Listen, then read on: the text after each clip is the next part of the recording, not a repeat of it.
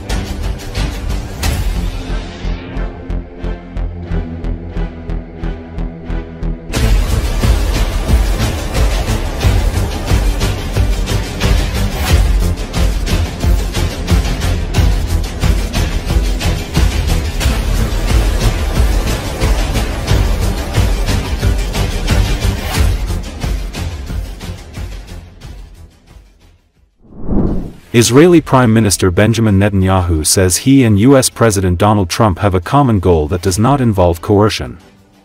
President Trump and I have a common goal I know: achieve the release of our hostages.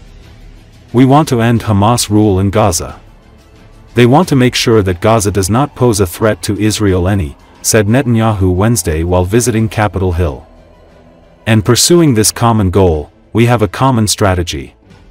Not only do we have a common strategy, we have common tactics.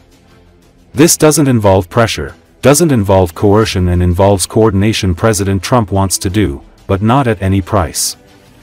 According to Associated Press, Trump met with Netanyahu for the second time in 2 days at the White House on Tuesday evening, but there was no sign of a breakthrough. Netanyahu has vowed to continue the 21-month war until Hamas is destroyed, while the militant group has said it will only release the remaining hostages in return for a lasting ceasefire and an Israeli withdrawal from Gaza. As Israel and Hamas move closer to a ceasefire agreement, Israel says it wants to maintain troops in a southern corridor of the Gaza Strip, a condition that could derail the talks.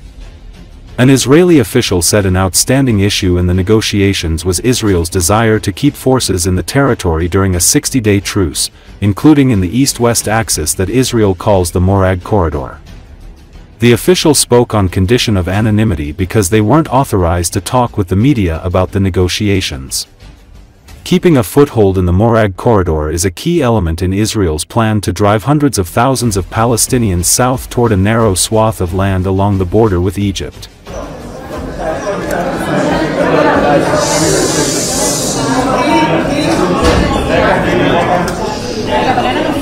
I completed a second meeting with President Trump. And I want to inform you something that will shock the various reports that come out. President Trump and I have a common goal. We want to achieve the release of our hostages.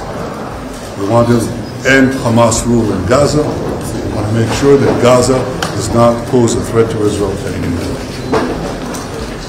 In pursuing this common goal, we have a common strategy.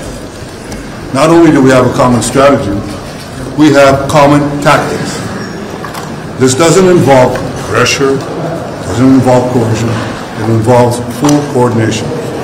President Trump wants a deal, but not at any price. I want a deal, but not at any price. Israel has security requirements and other requirements, and we're working together to try to achieve it. Everything else that you hear and are being briefed on is false.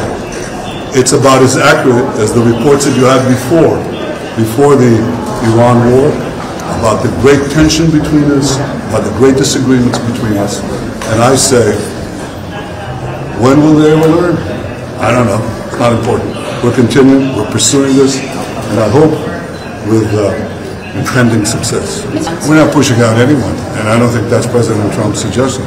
His suggestion was giving them a choice. You have a choice. Where do you live, madam? Here in D.C. In D.C. Are you an American citizen? Yes.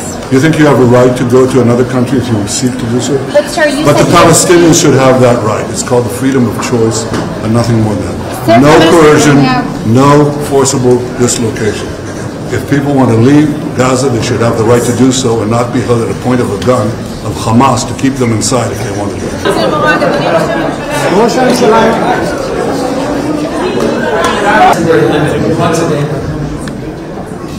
Okay. Thanks, guys. Thank you. Thank you.